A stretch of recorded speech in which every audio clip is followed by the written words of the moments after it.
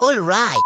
Ngayong gabi nga mga idol ay ginagda tayo ng ating trupa ng isang pangmalakasang inuman. Wow. Doon daw kami magiinuman sa may Nihaga Park. Kaya bumili nga muna kami ng sumsuman mga idol. Ang sumsuman na pala na bibili namin mga idol ay lansunis. Dito nga pala kami bumili sa may awang sa Tabuk ng Centennial.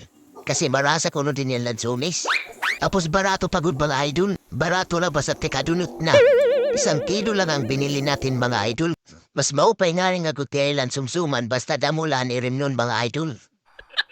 Pagtapos nga namin bumili mga idol ay nagbiyahe na agad kami papunta sa Niaga.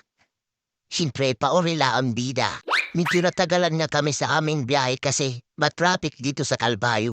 May parid of lights pala mga idol kaya matraffic at ang daming tao dito.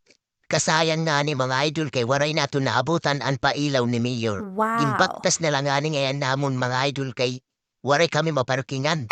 Tapos damo mga highway nga dire pwede sumulot. Tapos ang dami palang nagbabantay ng mga pulis dyan mga idol. Kaya kailangan natin manginig dahil kung hindi tayo manginginig, huhulihin tayo. Andito na nga kami sa Nihaga Park mga idol. Kaupay didit tapos kadamo nagiinom sa gilid.